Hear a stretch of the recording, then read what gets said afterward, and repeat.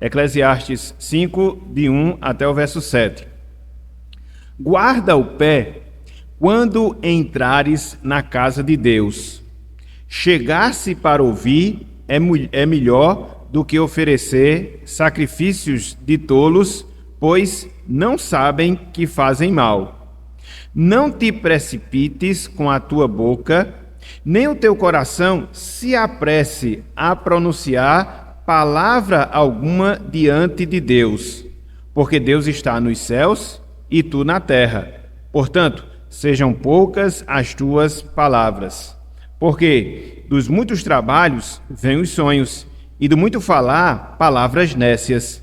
Quando a Deus fizeres algum voto, não tardes em cumpri-lo, porque não se agrada de tolos. Cumpre o voto que fazes. Melhor é que não votes, do que votes e não cumpras. Não consintas que a tua boca te faça culpado, nem digas diante do mensageiro de Deus que foi inadvertência. Por que razão se iraria Deus por causa da tua palavra, a ponto de destruir as obras das tuas mãos? Porque, como na multidão dos sonhos há vaidade, assim também nas muitas palavras. Tu, porém, teme a Deus. Até aqui, até o versículo 7, que o Senhor nos abençoe e que Ele aplique em nossos corações a porção lida da sua santa palavra. Amém. Meus irmãos, minhas irmãs, nós podemos dizer com toda certeza, com toda convicção, que nós fomos criados e nós fomos recriados em Cristo Jesus para viver e viver para a glória de Deus. Nunca se esqueça disso. Fomos criados e, espiritualmente falando, nós fomos recriados em Cristo Jesus com intuito, com objetivo, com a finalidade, com o propósito de glorificarmos o nome do nosso Deus.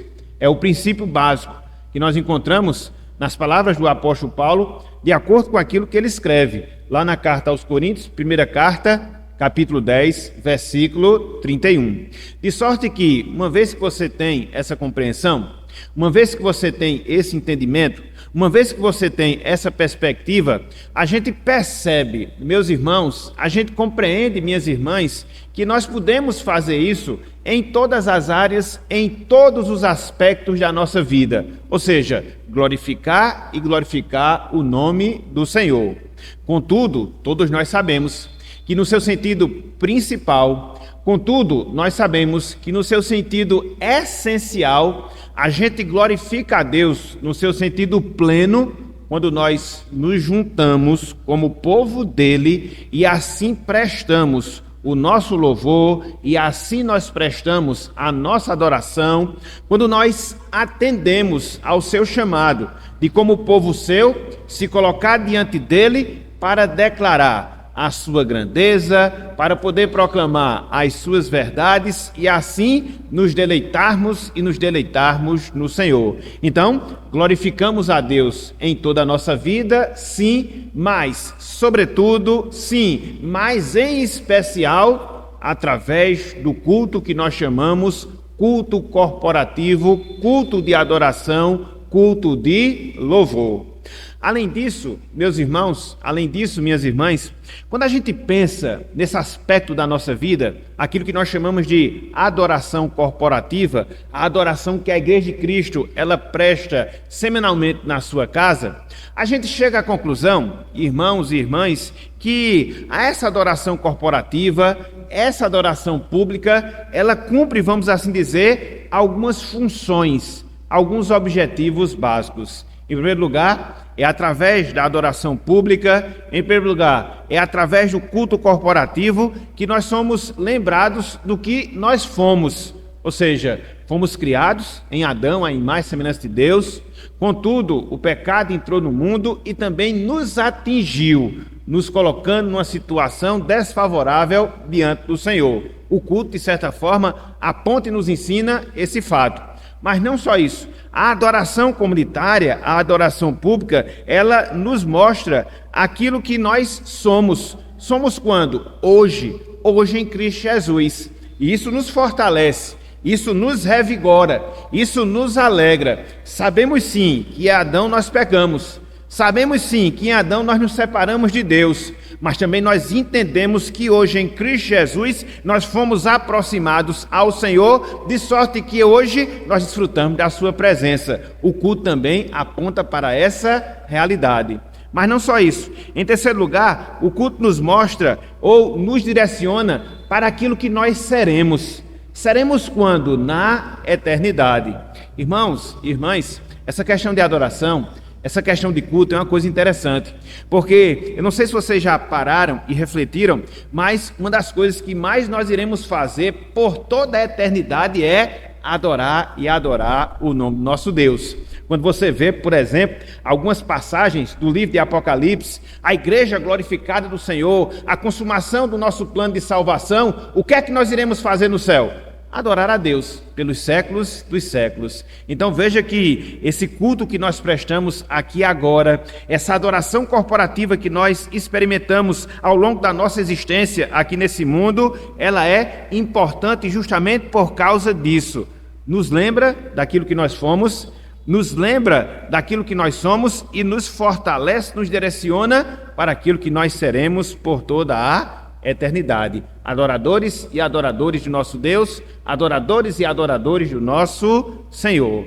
Então, quando você considera esses pontos, quando você considera essas verdades, da importância, da necessidade do culto corporativo, você chega à conclusão que não é de causar surpresa, que não é de causar perplexidade, que Salomão, no livro de Eclesiastes, trate acerca desse tema, trate acerca desse assunto.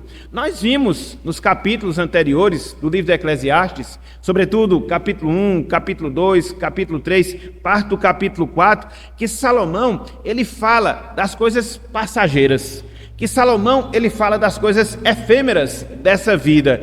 E ele disse, em relação aos empreendimentos humanos, em relação à sabedoria humana, em relação à riqueza, em relação ao prazer, em relação ao dinheiro, que tudo é vaidade, que tudo é passageiro, que tudo é vapor. Agora, quando ele chega no capítulo 5, ele vai tratar de algo sólido, ele vai tratar de algo firme, ele vai tratar de algo seguro. Ele vai falar de quê? Ele vai falar da adoração a Deus, da adoração ao Senhor. Então perceba que aqui nós encontramos um contraste. Perceba que aqui nós encontramos essas duas realidades sendo comparadas. Aquilo que é fútil, aquilo que é vão, aquilo que é passageiro, para aquilo que é firme, seguro, inabalável, a adoração a Deus, a adoração ao Senhor. Então, nesse trecho que nós acabamos de ler, Eclesiastes capítulo 5, versículo de 1 até o versículo número 7, a gente vê Salomão, ele destacando a importância da adoração comunitária. Mas não só isso, a gente observa também Salomão tratando de alguns cuidados que eu, você, todos nós devemos ter quando nós comparecemos diante de Deus a fim de prestar o nosso culto e a nossa adoração. Então veja que ele aborda, vamos assim dizer, esses dois aspectos, entre esses 7 versículos que nós temos aqui diante de nós. Repetindo, em primeiro lugar, ele trabalha a relação da importância do culto de adoração a Deus, a bênção de adorarmos ao Senhor, mas não só isso. Complementando essa ideia, ele também nos faz algumas advertências, ele nos dá alguns alertas de alguns cuidados que nós devemos ter quando nós nos apresentamos diante de Deus para adorar, quando nós nos apresentamos diante de Deus para glorificar e glorificar o seu nome. Então, meus irmãos, minhas irmãs, nessa manhã de hoje, eu queria pensar no seguinte tema.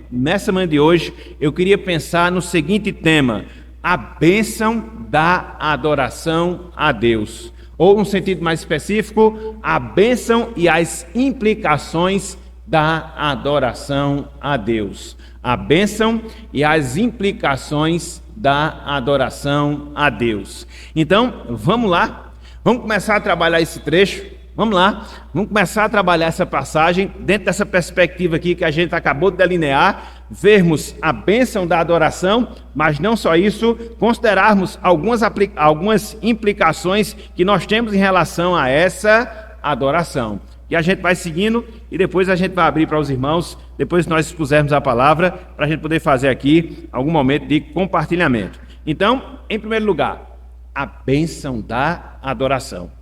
Meus irmãos, minhas irmãs, a primeira coisa que eu, você, todos nós devemos aprender, e se nós já sabemos, devemos nos lembrar, e se nós já estamos lembrados, devemos fixar cada vez mais no nosso coração, na nossa alma, é que quando nós nos juntamos como povo de Deus, quando nós nos juntamos como igreja de Deus, para de maneira corporativa adorar e exaltar o seu nome, a gente deve ver nisso, nesse momento, nesse instante, uma bênção.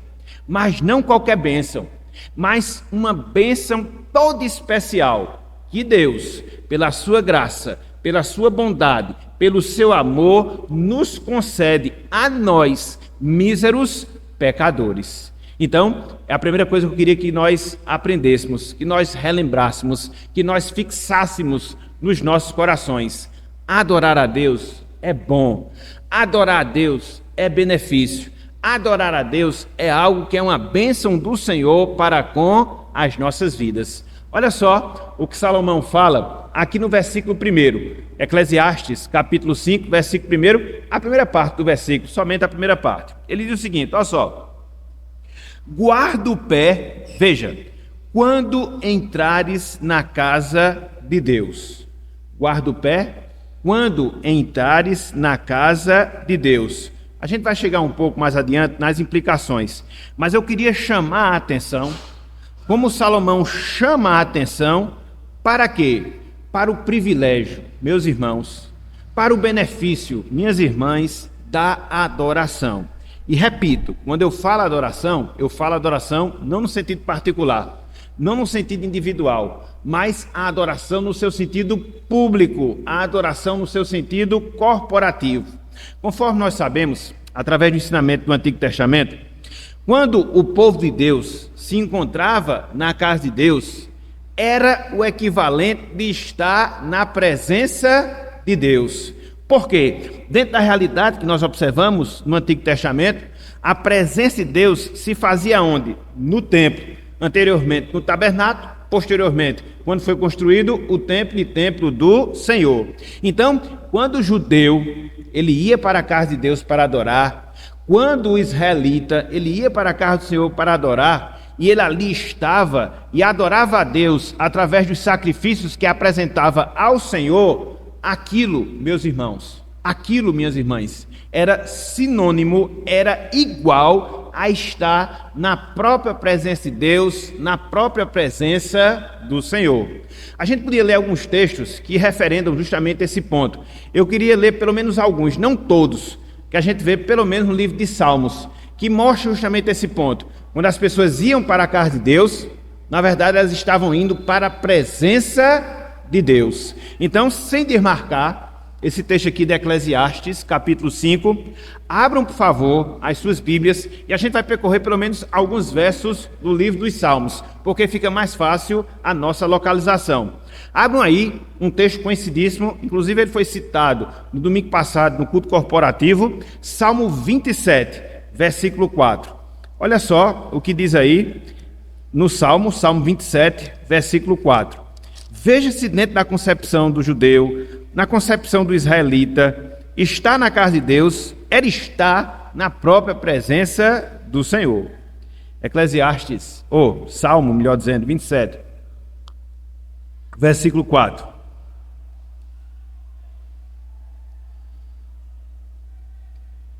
Olha só o que ele diz aqui, ó. Uma coisa peço ao Senhor, e a buscarei. Davi complementa, que eu possa morar na casa do Senhor todos os dias da minha vida. Por que ele queria morar na casa do Senhor? Para contemplar, ou seja, estar na presença do Senhor, para contemplar a beleza do Senhor e meditar no seu templo. Então, o judeu, o israelita, ele tem essa concepção. Eu vou para a casa de Deus, eu vou me encontrar com o próprio Deus. Eu vou para a casa de Deus, eu vou me encontrar com o próprio Senhor. Um pouco mais adiante, Salmo 63, versículos 1 e 2.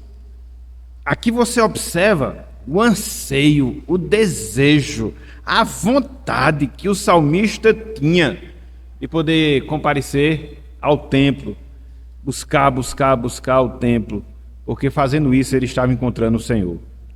Salmo 63, versículo 1 e também o versículo número 2. Ele diz: ó Deus, tu és o meu Deus forte, eu te busco ansiosamente. Veja, a minha alma tem sede de ti, o meu corpo te almeja como terra árida, exausta e sem água. E olha só o que diz no versículo 2. Assim, essa sede, essa vontade que ele tinha por estar na presença de Deus, assim te contempla onde? No santuário, na casa do Senhor. Para fazer o quê? Para ver a tua força e a tua glória. Então, ele desejava estar na presença de Deus e por isso ele desejava estar na casa de Deus. Só mais um texto, para a gente não se demorar nesse ponto. Abram aí, por favor. Salmo 84. Esse texto ele é bem mais explícito em relação a isso aí. Salmo 84. Salmo 84, versículos 1 e 3. 1 a 3, melhor dizendo. Salmo 84, versículos de 1 até o versículo número 3. Olha só o que ele diz. Quão amáveis são os teus tabernáculos, Senhor dos exércitos. Veja, a minha alma suspira e desfalece pelos átrios do Senhor. O meu coração e a minha carne exultam pelo Deus vivo. O pardão encontrou casa e a andorinha ninho para si, onde acolhe os seus filhotes. Olha só como ele complementa a sua ideia. Eu, os teus altares, Senhor dos exércitos, Deus meu e Rei meu. Então, ele encontrava Deus nos altares, nos átrios do Senhor, na casa de Deus. É por isso que, um pouco mais adiante, por exemplo, no versículo 10, ele diz: pois um dia nos teus átrios vale mais do que 1000. Prefiro estar à porta, ou seja, lá atrás, na casa do meu Deus, a permanecer nas tendas da perversidade. Então, a visão era essa, meus irmãos. Estar no templo, estar na casa de Deus, era estar na presença de Deus. E Salomão, ele aponta para esse privilégio. Que privilégio?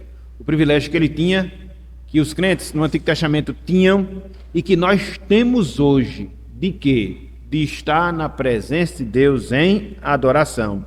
Então, o pregador, através dessas palavras, ele tira o nosso olhar dessa vida com os seus prazeres passageiros.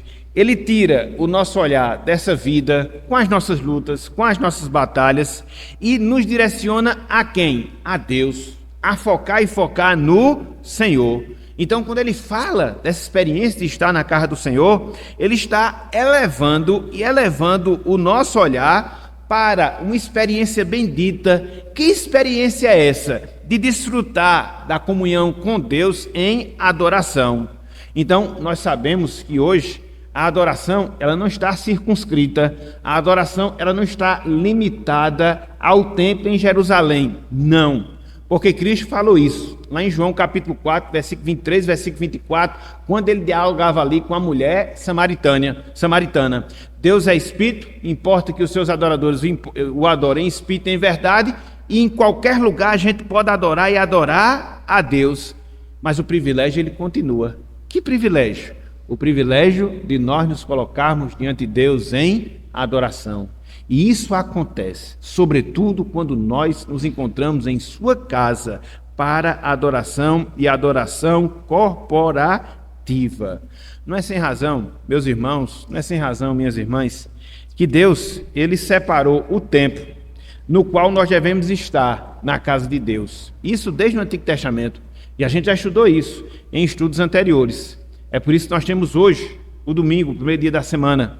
É por isso que os judeus, eles tinham o sábado, o 7º dia da semana, para fazer o quê? Para comparecer à casa do Senhor. Então, nós temos, 7 dias, dos quais 6, nós trabalhamos. 6, nós nos envolvemos com as coisas destas vidas, seus prazeres, suas dificuldades, suas lutas, enfim, toda essa situação que a gente vivencia. Agora, a cada 6 dias, Deus separa um para que neste dia nós possamos nos deleitar na sua presença em adoração corporativa. É por isso, meus irmãos, que existe o dia do Senhor. E não é qualquer dia da nossa vida.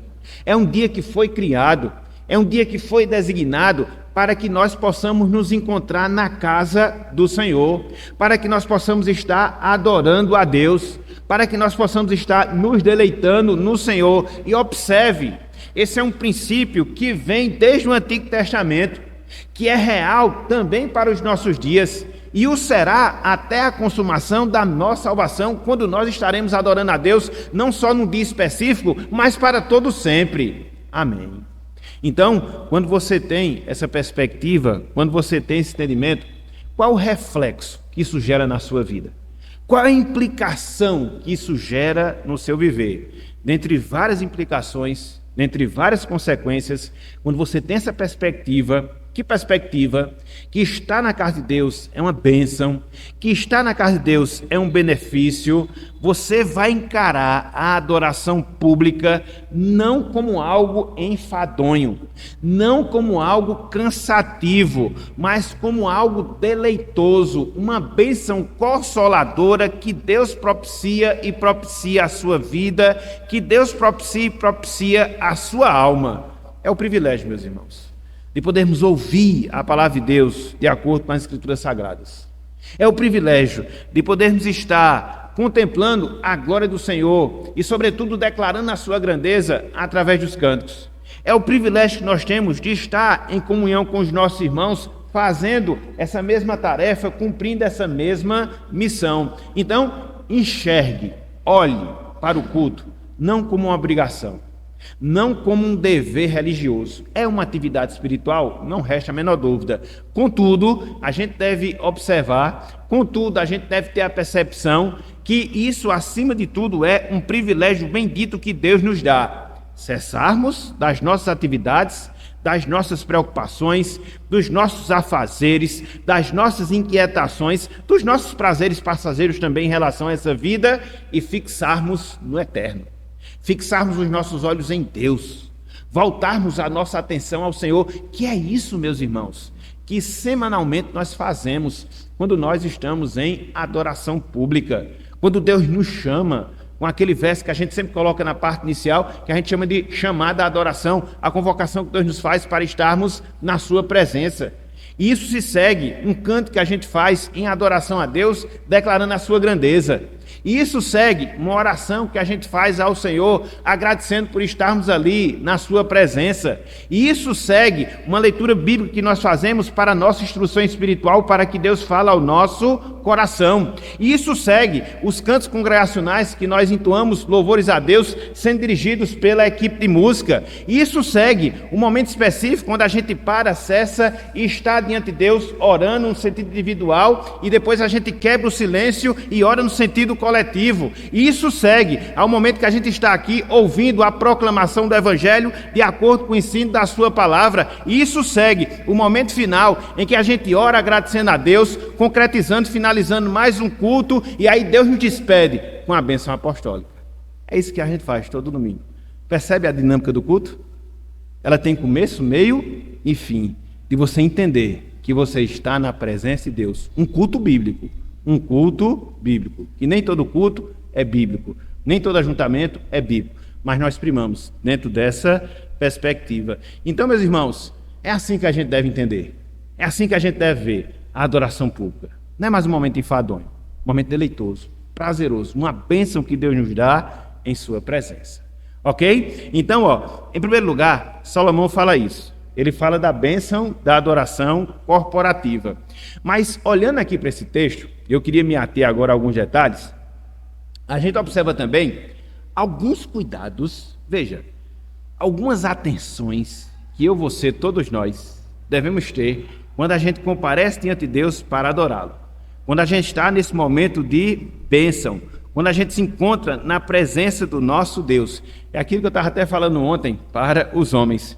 Todo benefício, ele traz consigo alguns compromissos. Todo benefício, ele traz consigo alguns benefícios. Todo bônus gera um ônus. E assim é dentro da lei, seja da natureza, leis espirituais, é um princípio de vida que nós temos. E aí, eu queria que você acompanhasse, por favor, a leitura dos versículos 1, 2, pelo menos versículos 1 e 2. 1 e 2. Olha aí, Eclesiastes 5, versículos 1 e 2. Olha só o que Salomão aqui nos ensina. Ele diz: guarda o pé quando entrares na casa de Deus. Chegar-se para ouvir é melhor do que oferecer sacrifícios de tolos, pois não sabem que fazem mal. Verso 2.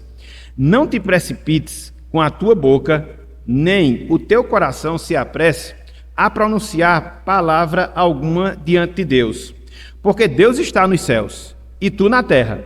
Portanto, sejam poucas as tuas palavras. Aqui nesses dois versos, meus irmãos, minhas irmãs, Salomão destaca uma, duas, três áreas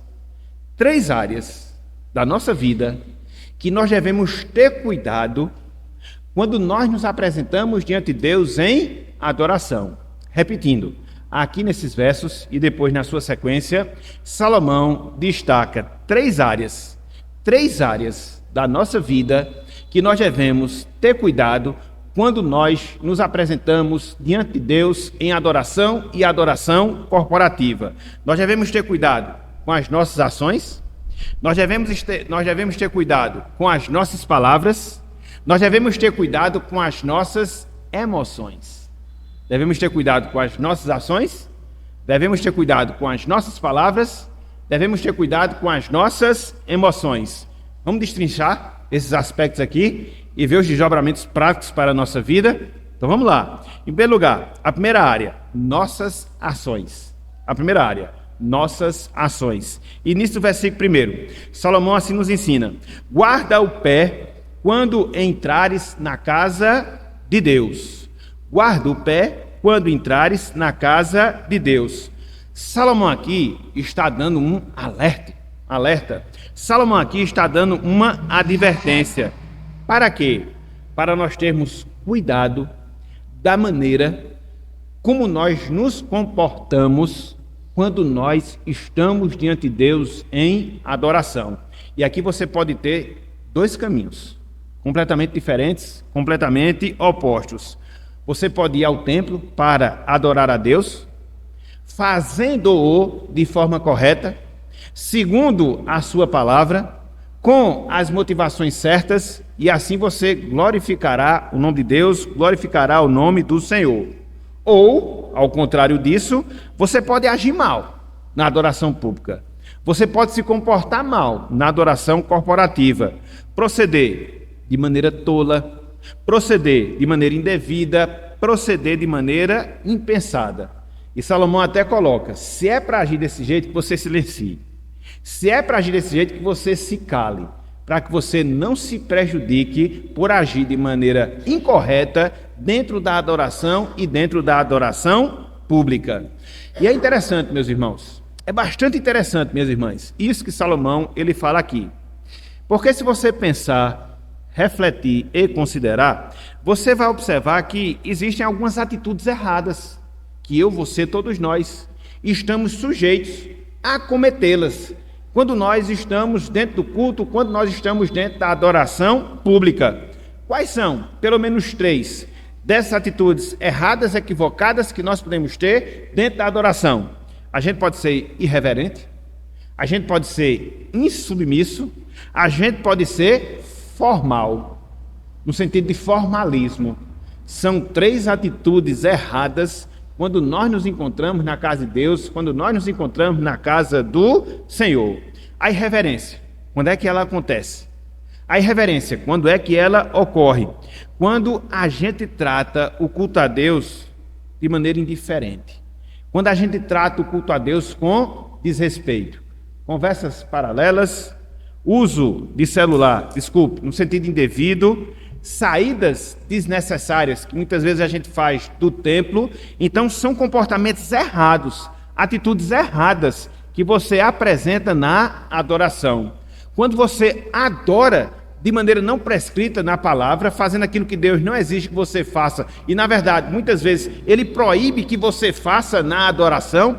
E quantos exemplos a gente não tem nesse sentido? Pessoas que se juntam naquilo que elas chamam de adoração pública, fazem aquilo que elas bem entendem, e elas fazem tudo na vida, menos adorar.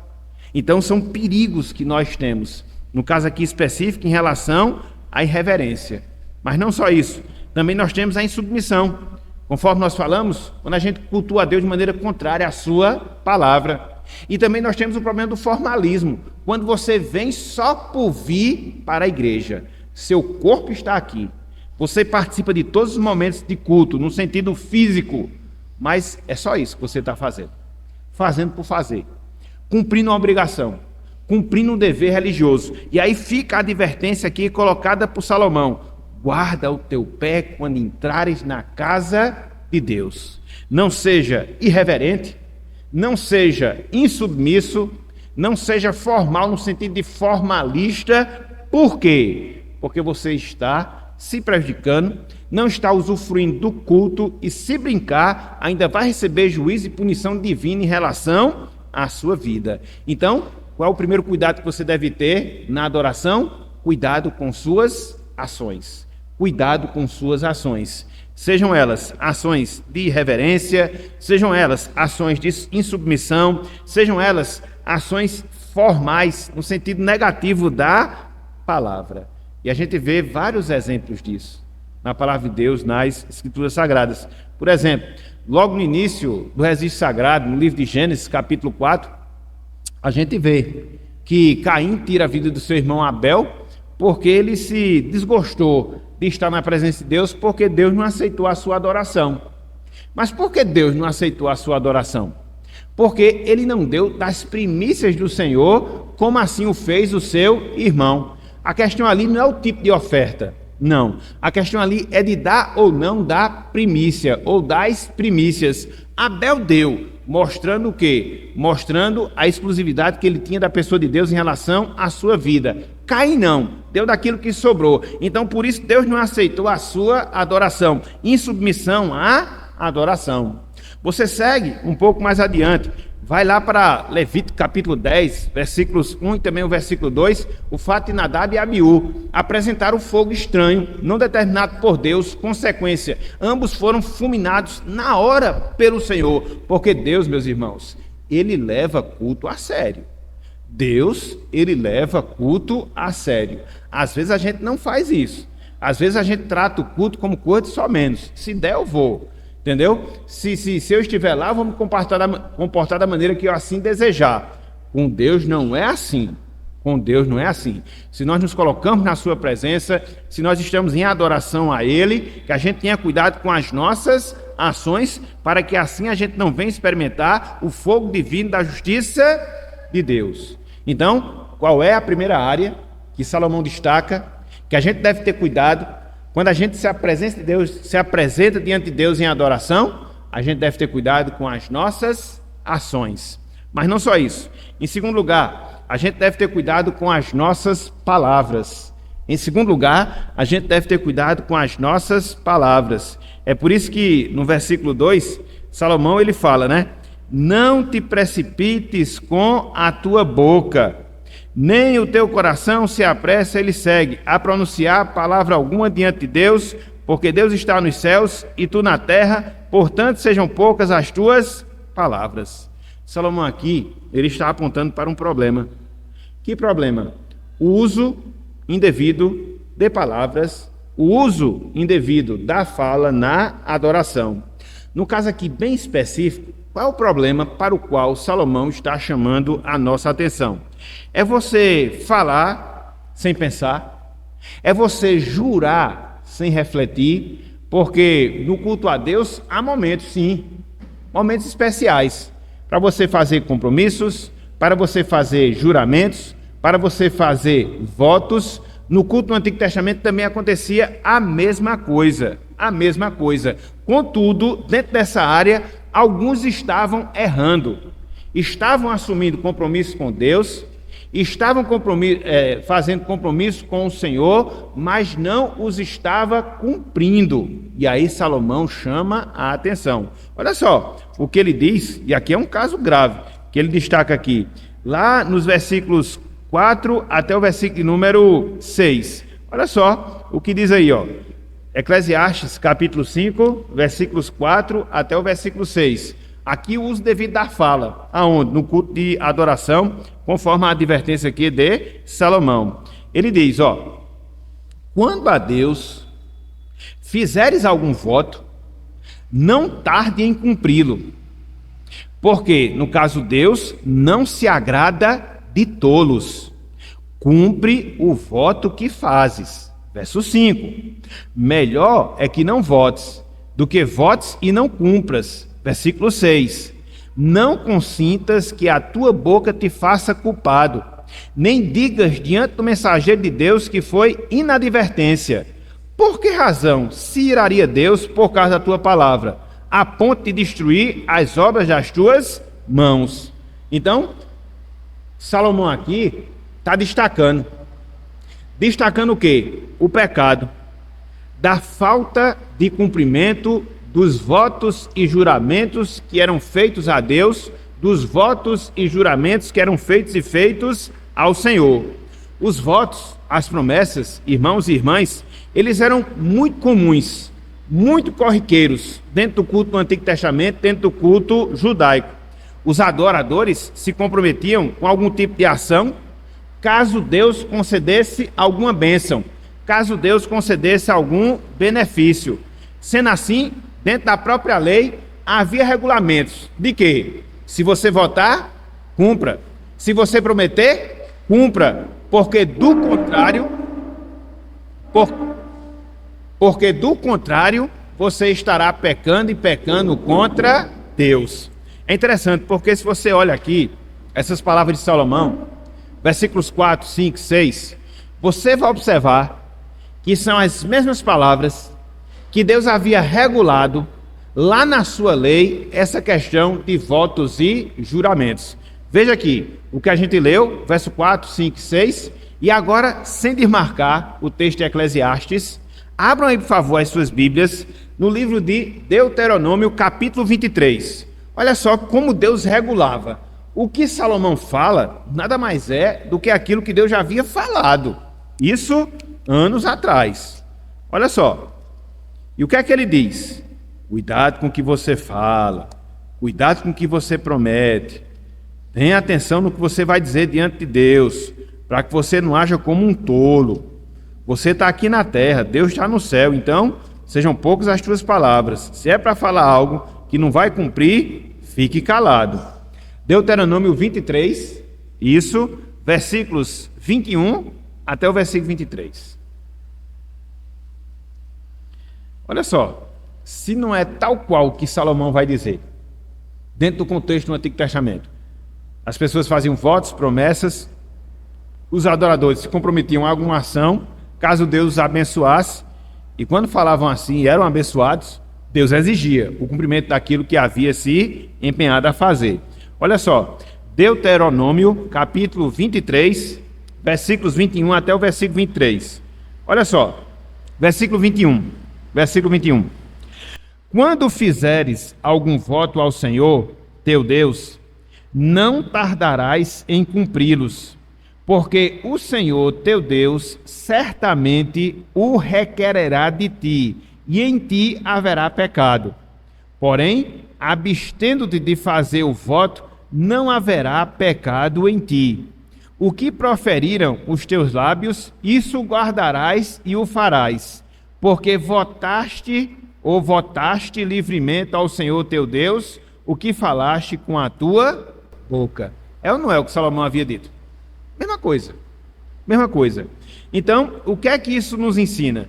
Que Salomão aqui, ele aconselha a levarmos as nossas promessas, os nossos votos, os nossos juramentos a sério.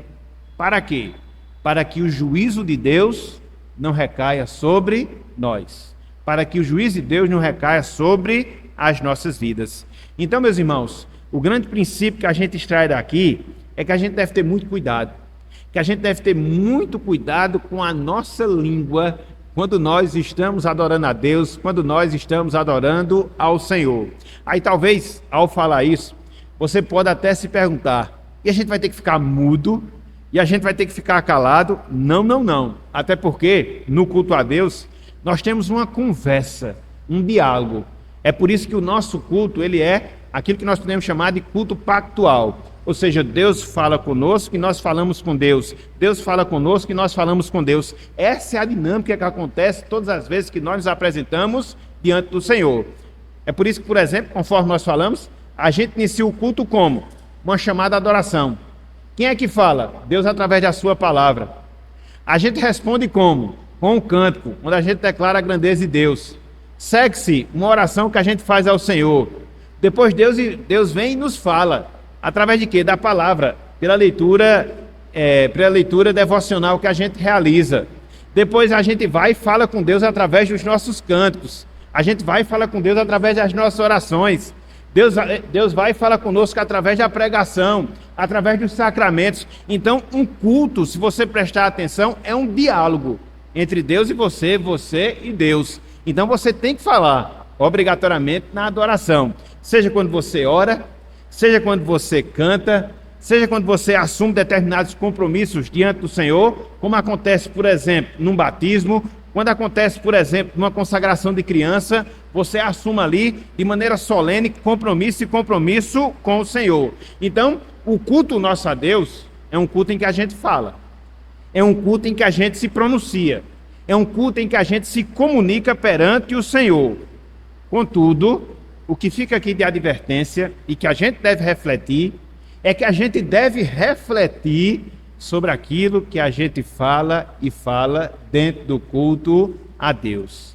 Meus irmãos, minhas irmãs, alguém já falou, e nunca será repetido demais a gente reiterar, que a gente mente, mas a gente mente tanto quando a gente está cantando. Considere as letras que você canta. Será que é uma realidade na sua vida? Considere os hinos que você entoa ao Senhor. Será que é uma realidade na sua vida? Então, a gente tem que ter cuidado e refletir naquilo que a gente canta. Não é que a gente vai deixar de cantar, é que a gente vai cantar tendo consciência do compromisso de realizar aquilo que está cantando. Seja na declaração de quem é Deus, seja nos nossos compromissos em relação ao Senhor. Por exemplo, quando a gente passa por um processo, ou quando a gente realiza um batismo, são juramentos solenes que a pessoa faz diante de Deus e diante da igreja.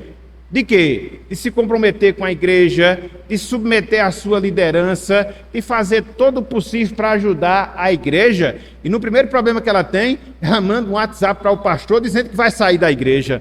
Aí o negócio está complicado. Que é por WhatsApp agora. Existe todo um processo para a pessoa ser recebida, mas para sair ela quer fazer por WhatsApp. E quando faz? Que tem umas que nem isso faz. Está vendo?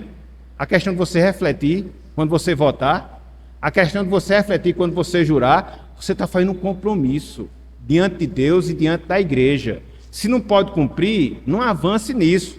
Por isso que a gente tem que ter muita consciência quando vai se batizar. Não é só jogar água na cabeça não, meus irmãos. São compromissos que a gente assume sérios diante de Deus, diante da sua igreja. A gente tem que refletir, a gente tem que pensar, e não fazer simplesmente por fazer, e não fazer para ficar chorando aqui na frente, mas fazer consciente daquilo que você está fazendo, porque Deus vai requerer o seu pecado, a sua mentira, que você fez diante de Deus, diante da congregação. Então temos que ter muito cuidado na nossa fala, cuidado na nossa comunicação, principalmente quando nós estivermos em adoração e em adoração pública. E aí, Salomão ele mostra essa questão, porque Deus está nos céus e nós aqui na terra, então a gente tem que ter esse senso de reverência a Deus na sua grandeza, esse senso de reverência a Deus no seu poder, e assim sermos comedidos, melhor dizendo, daquilo que nós falamos, para que nós não falemos demais e cumpramos pouco daquilo que nós falamos. Esse é o problema. Olha só o que ele fala, lá no versículo 3 e também no versículo 7. Eclesiastes, capítulo 5, versículo 3 até o versículo 7. Versículo 3, ele diz: porque dos muitos trabalhos vêm os sonhos, e do muito falar, palavras nécias. Quando a gente trabalha muito, né? A gente cansa tanto a mente que a gente termina sonhando com o trabalho, né? Quem aqui não já passou por isso? Você fica preocupado, aquela de descamba de noite, você não fica nem tranquilo no seu sono e você termina pensando, levando aquilo para o seu sono, para os seus sonhos. Então, da mesma forma, no muito falar, vem palavras nécias. Se no muito trabalhar, depois a gente até sonha com aquilo, no muito falar, vem palavras nécias. Na mesma direção, versículo 7. Porque, como na multidão dos sonhos há vaidade, assim também nas muitas palavras. Você fala muito, muita vaidade. E aí o que é que fica da advertência final? Tu, porém, teme a Deus. Aqui é o resumo. O temor, o respeito que a gente deve ter ao Senhor. Então veja, a gente deve ter cuidado com as nossas ações, a gente deve ter cuidado com a nossa fala, mas não só isso. Em terceiro e último lugar, a gente deve ter cuidado com os nossos pensamentos ou com as nossas emoções. Pensamentos ou emoções. Versículo 2, parte B. Salomão, ele completa: nem o teu coração se apresse. Nem o teu coração se apresse. Irmãos e irmãs, biblicamente falando, o coração é o que os teólogos gostam de falar, o centro da personalidade humana. O coração é o centro da personalidade humana. De onde vêm as nossas palavras, de onde vêm os nossos pensamentos, de onde vêm as nossas ações. É por isso que o próprio Salomão, lá em Provérbios, havia dito: de tudo que se deve guardar, guarda o teu coração, não esse órgão que bombeia sangue, mas o centro da nossa personalidade, porque, segue Salomão, do coração procede as fontes da vida. Então, Salomão adverte, mas adverte mesmo, sobre a atenção que nós devemos dar a ele. A ele quem? Ao nosso coração. Quando? Quando nós estivermos adorando ao Senhor.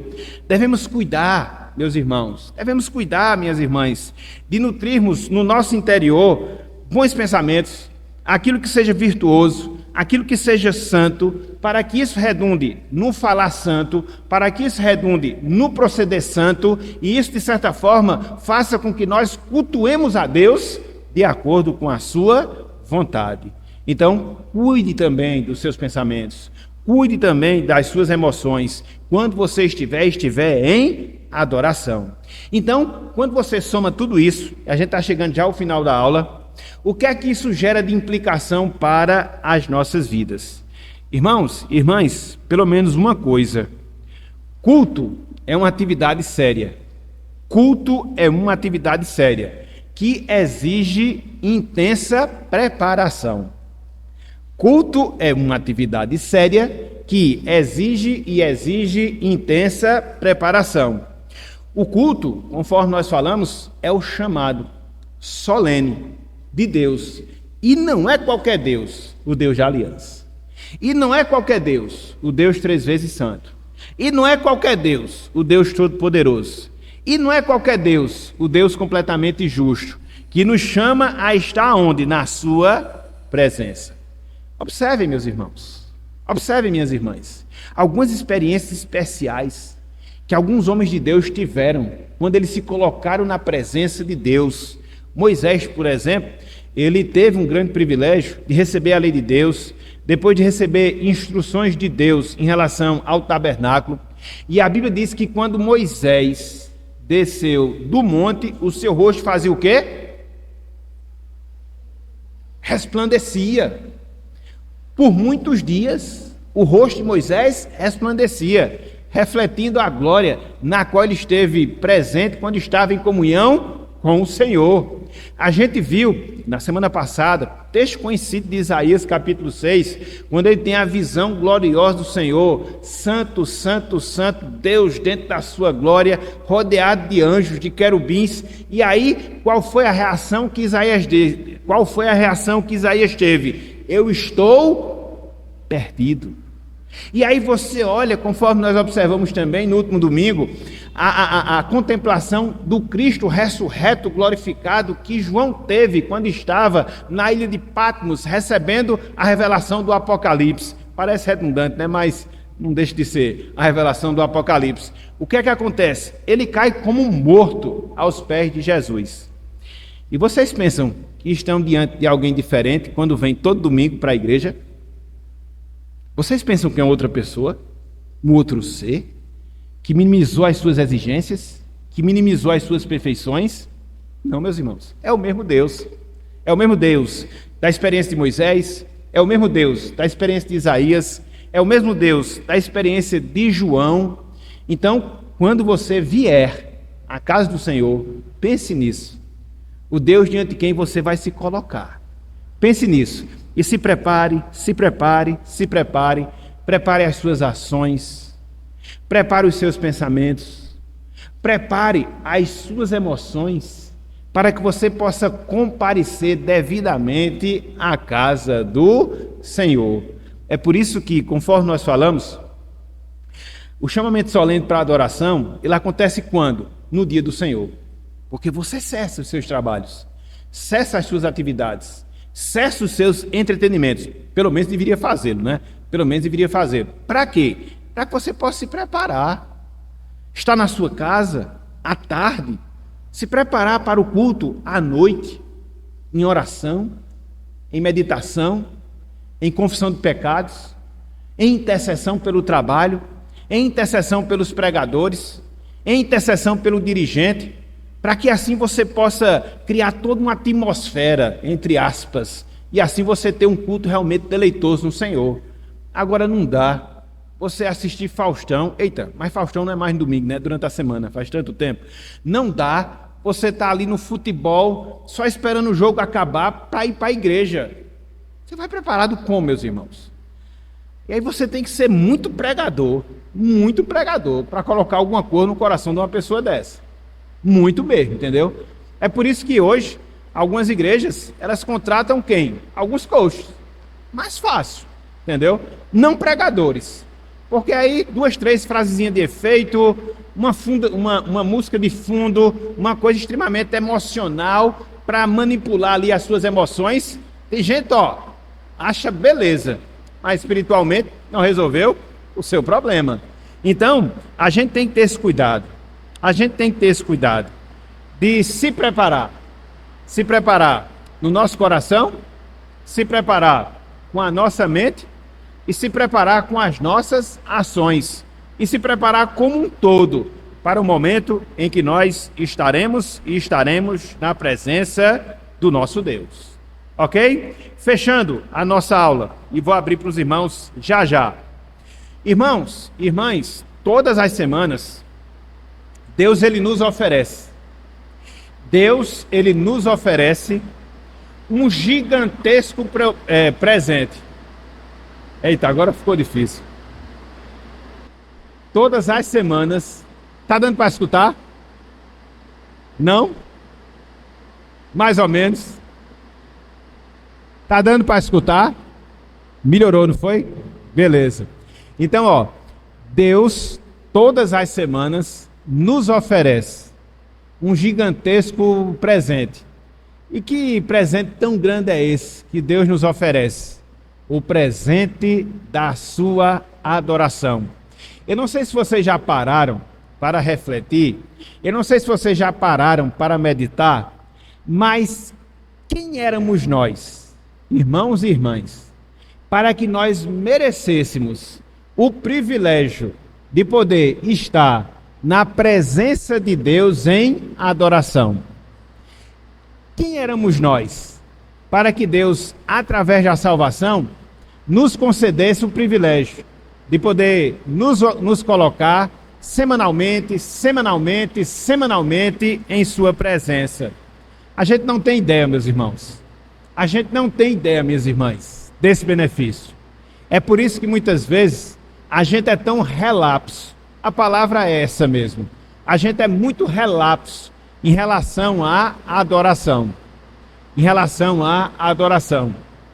Eu sempre gosto de dizer que para as coisas de Deus, para as coisas do Senhor, a gente aceita as derrotas muito facilmente.